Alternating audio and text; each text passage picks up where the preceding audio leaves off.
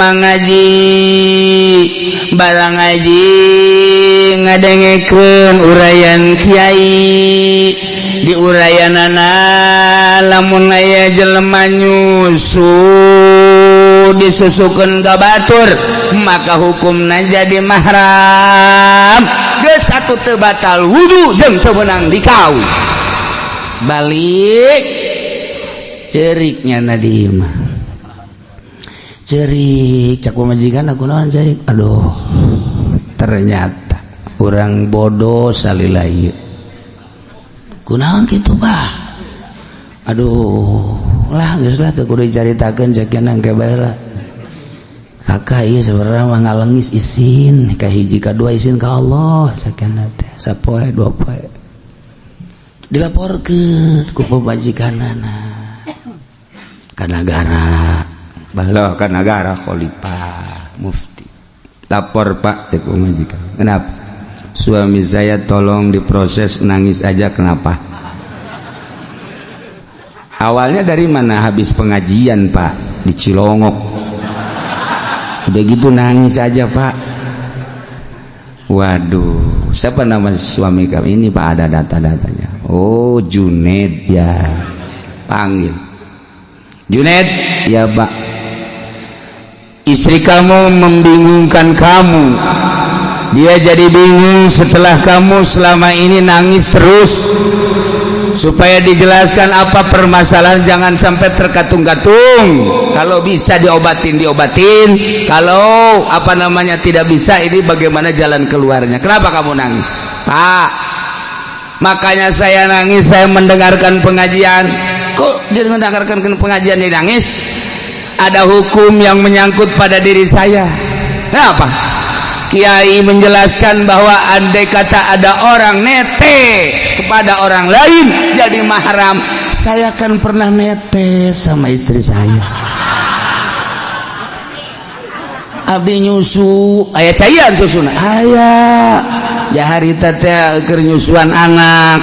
kukula dikenyot kakenyot aju katereu cak jaksa jadi mahram eta ulah sembarangan susah susu apaan waduh makaning sering Pak abdi mah asana geus kebal tak nyusu waduh diputuskeun bahwa nyana jeung pamajikanna mahram atuh pelukan nyana neng urang kuari mah atuh jadi dulu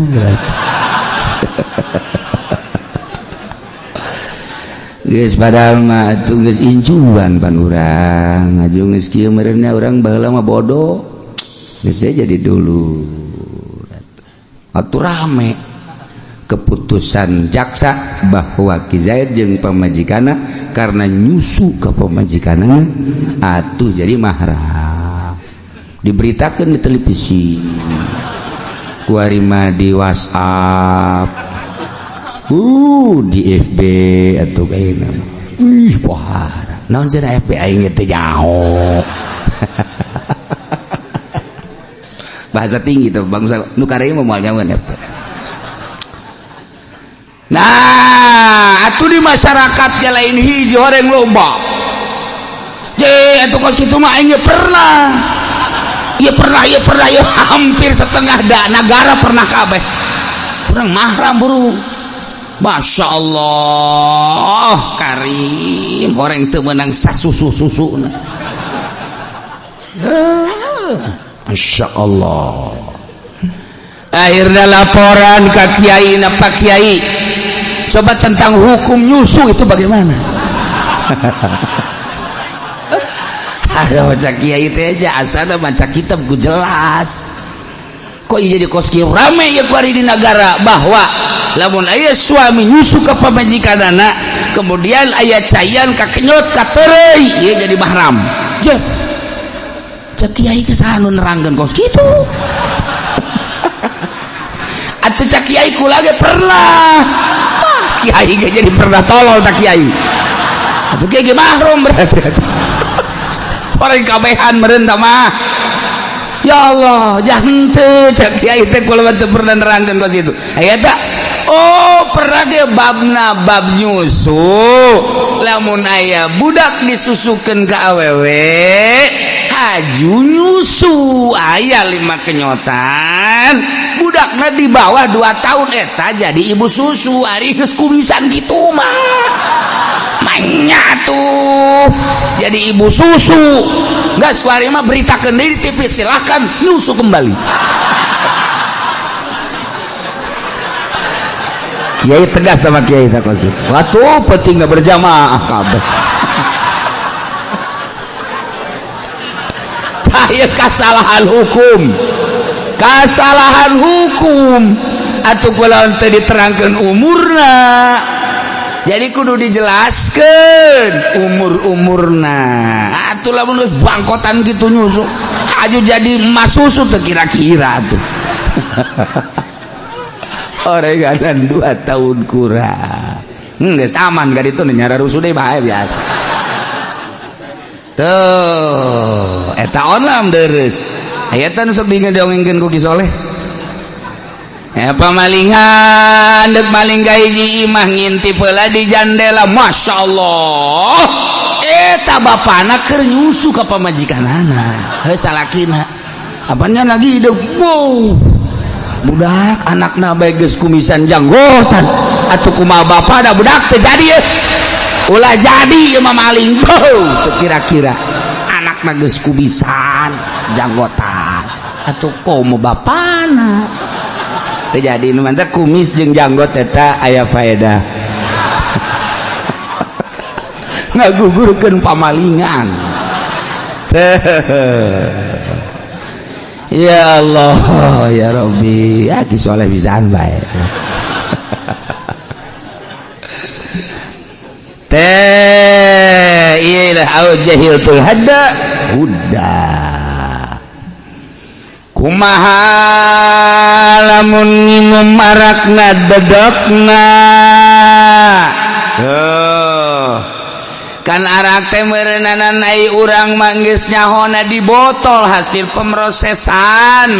kemasan di pabrik baik eta bir, vodka, Johnny dan lain-lain sebagainya termasuk chip.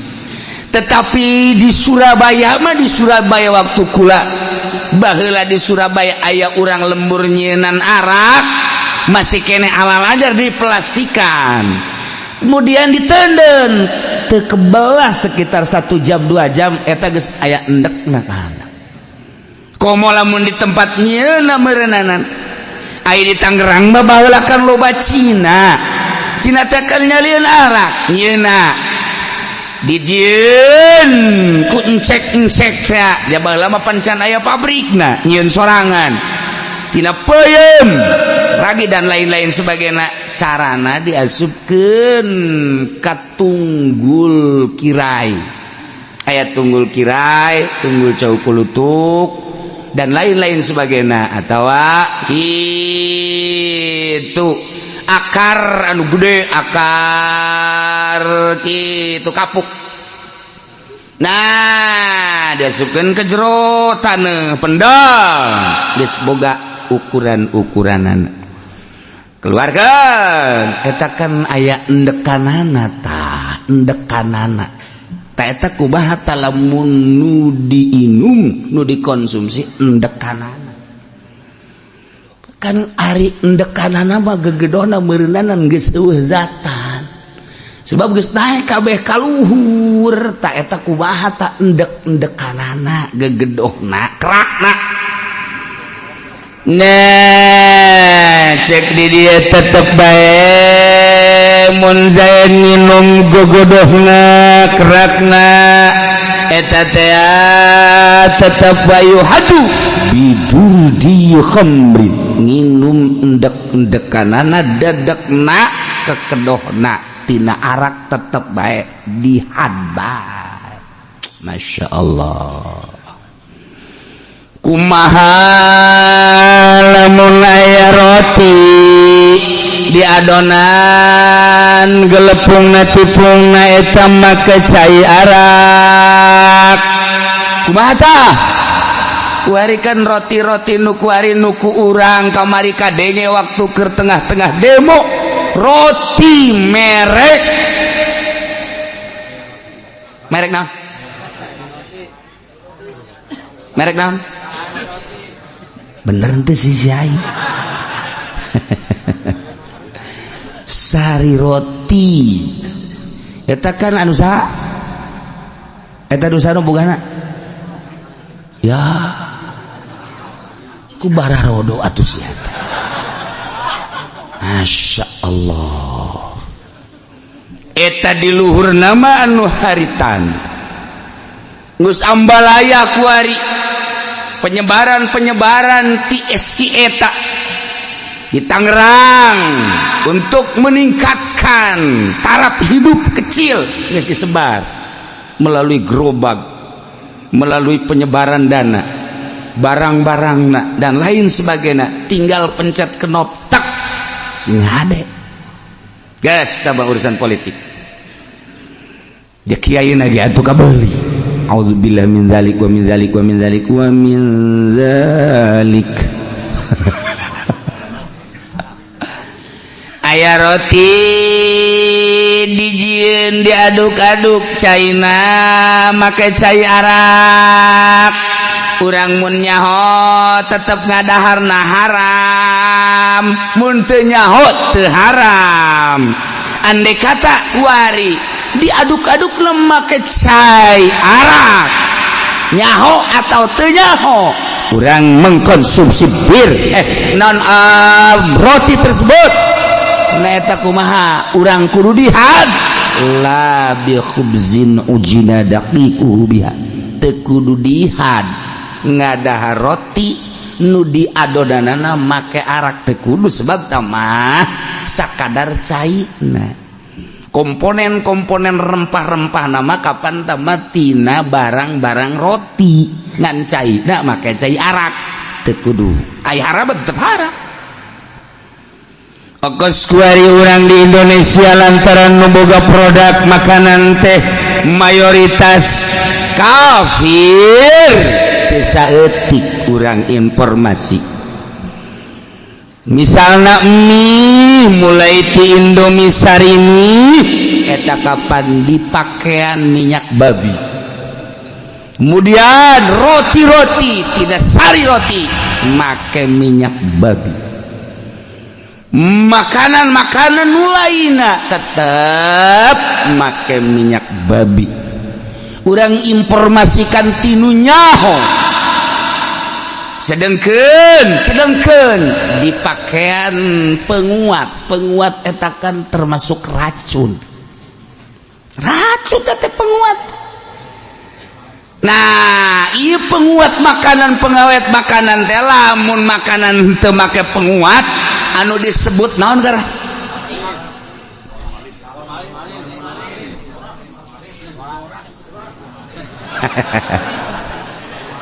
resep bae ngajeun urang kampung mah eta. Nah aya nu ngajawab blora jati teh mah blora mah tuh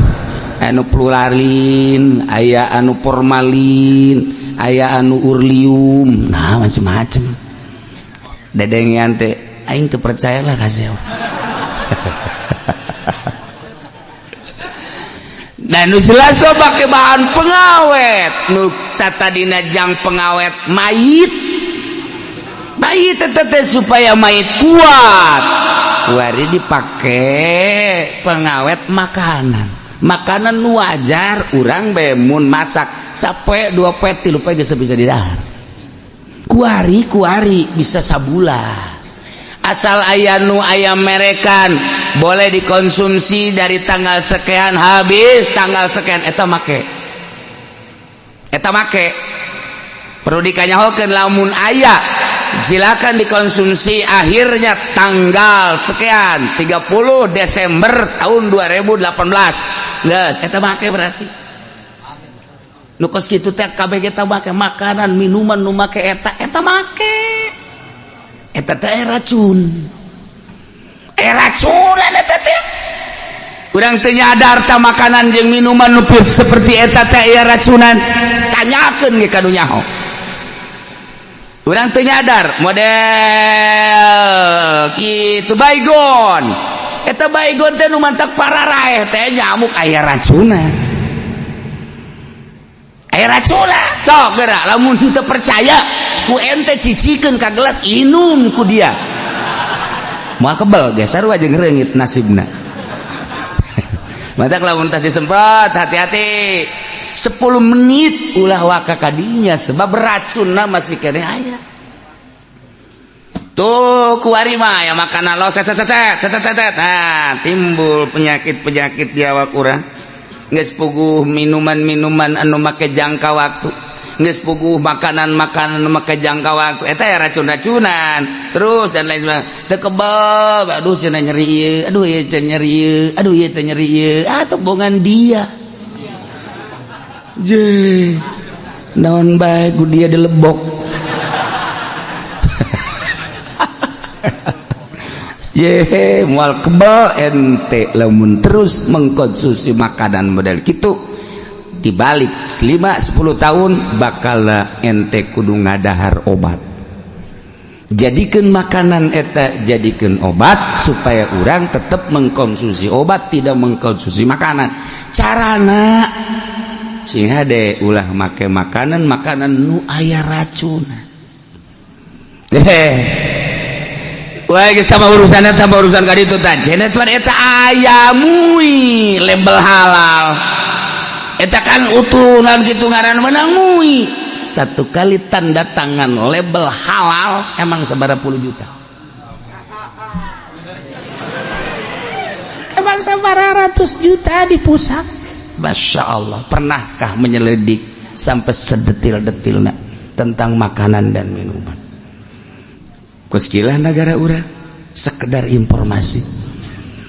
Namun bener-bener bui dibodohi. Artinya teh nyaho, nya nama nyahona bahwa eta teh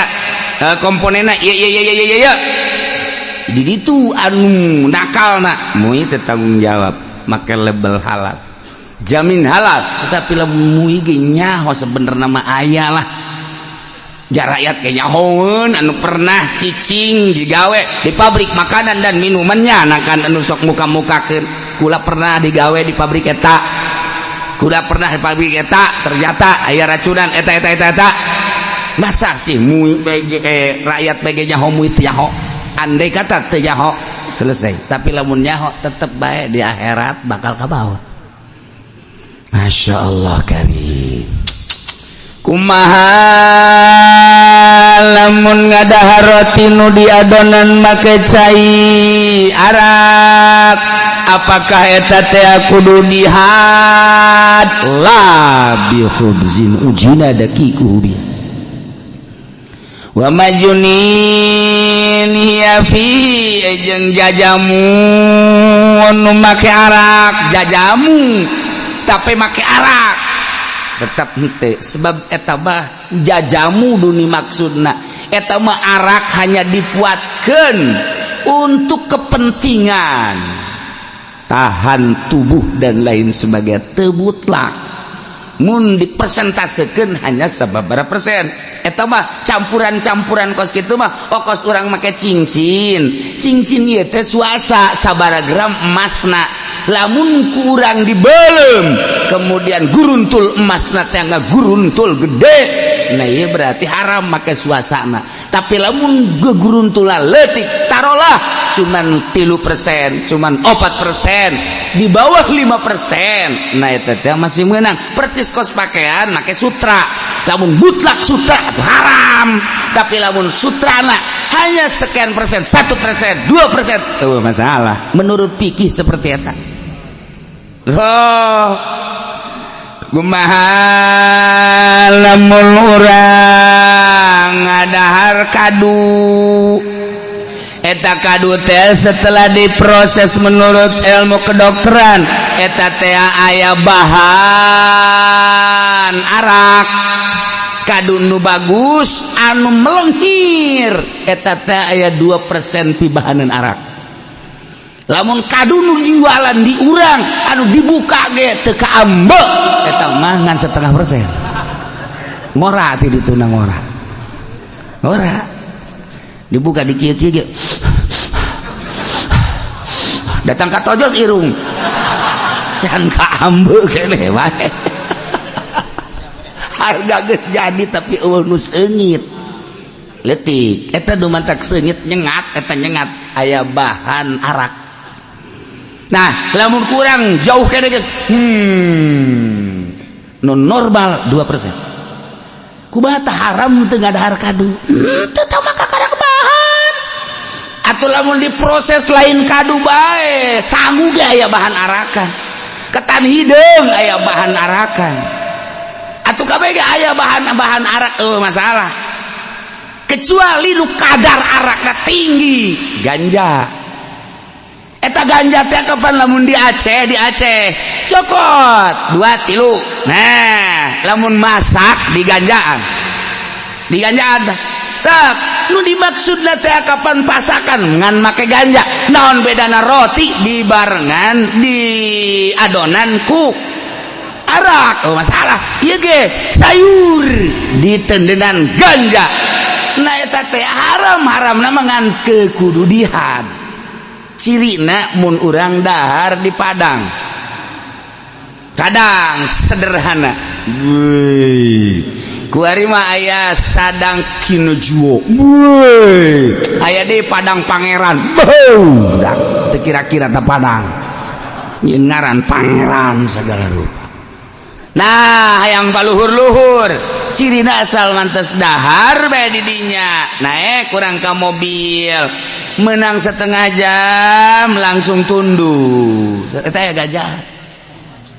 ganjaan asal orang aja tunduh bayar tu tararulu ganja pasakan teh make ganja kajeun jarang henteu lagi ganja aya moal datang ka tunduh atuh urang sakumaha masak di imah ngegebur-gebur ge padahal ge urang mah geus lain samangkok deui sagerengseng sorangan datang ke anakna ge teu dibagian anakna hayang jeung incuna mah ka mana beak bapak kolot sia aingan dayut teh bapak kolot cek kana teh orang sagerengseng sorangan bae watek bapak kolot sia mah ngongora kos kitu mantak sok dibadugan ku kebo kan kurang kebo ge gregeteun bajar baturna jadi makanan eta memang jadi tradisi di Aceh mah geus jadi tradisi sebab jaradi di sisi imah geus puguh di gunung-gunung datang ke ayeuna luar biasa ganja Aceh teh nu mantak lantaran disalahgunakeun maka diberes tsunami lah ku Gusti Allah naudzubillah min zalikum sarua terus ka Padang Pariaman emang kumaha gitu geus puguh dia mah pembohong lantaran ahli kredit sarua jeung Tasik Malaya nu kena galunggung baheula teh emang mah ahli kredit geus teu bisa ku kiai geus teu daek ngadengekeun cak Allah geus beak polah ieu kiai tinggal ku aing bae pencet Jibril saeutik bae pencet rek Jibril pencet tsunamikeun Aceh mana deui cak malaikat Jibril Cikupa ulah kakarak anting ngegelede jeung beureum sabelah doang bu da ulah sebab dirinya aya Ki Pudoli nu sok kadinya Haji Pendi sok ngadahar jagong dirinya angel ngadahar jagongna horenganan ngobrol jeung nu ngagebeganana bare istirahat cakir aja ambo dah makjunin hiya fi geus jelas endek naon deui nu dibahas coba hayu jang geus bea kabeh adapun tentang elat-elat geus teu kudu urang mah kula mun dijelas-jelaskeun Imam Syafi'i ngelatan ke Imam Malik ngelatan dan lain sebagainya tawa bagiannya anak ke lamun bahsul masail kakara ieu mah urang hasilna bae tah anu menjangkit tentang kitu piarakeun mengandung piarakeun hampir kabeh ge mengandung piarakeun coba ge buah-buahan naon bae anu ngandung piarakeun loba lain kadu bae lain kembal aya teh namun kurang diteliti menurut ilmu medis kedokteran mantak aya anu loba mengandung zat besi kangkung bayam nah eta teh lamun dikonsumsi kuno boga penyakit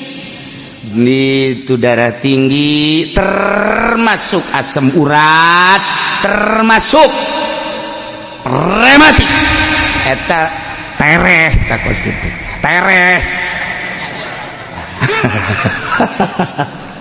tambah kos boga penyakit mah ngadahar nangka moal ke bawah cager ge wallahu alam asem dan lain sebagainya kan aya sebab ieu mengandung ulah dikonsumsi ku ieu mengandung dah jelema boga darah tinggi kemudian ngadahar kaduna teh ieu mah lain lalagaan sakjana teh beak 5 hulu atuh ulah nu darah tinggi nu normal ge moal isdet sama ku situ mah ayat ketan hidung ketan seukeut berketan nah hidang daunan anu mengandung naon gitu obat-obatan loba dang daunan nu mengandung barang haram yakni pimabokeun naik kadi atuh loba selain ganja ge dan lain-lain sebagainya nu mantak aya kadar-kadarna kumaha lamun ganja Aceh kumaha lamun ganja Bima kumaha lamun ganja ti Australia kumaha lamun ganja ti di Libya kumaha lamun ganja ti Maroko ini negara-negara Islam teh dikersakeun ku Gusti Allah loba penghasil barang haram lain lalagaan dikersakeun ku Gusti Allah di mana ketat haramna dirinya lah muncul dek nyoba ku Gusti Allah dicoba kuat henteu sia Masya Allah karim ganja hampir di negara-negara Islam tararumbuhna teh ieu mah keur carita teu henteu kudu dihat mun urang nyaho tetep haram kumaha cenah kieu mah penyedap doang siawak balik deui gaji atuh kamari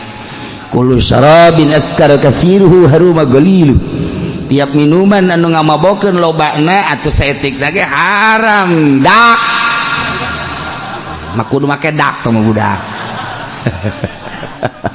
atuh make ganja salajan lah saeutik cenah ge penyedap doang we dia mah mengkonon atuh pada ge akeh we haram ieu titik ieu sepada semongkonon wis lah semua beribin wallahu a'lam bishawab.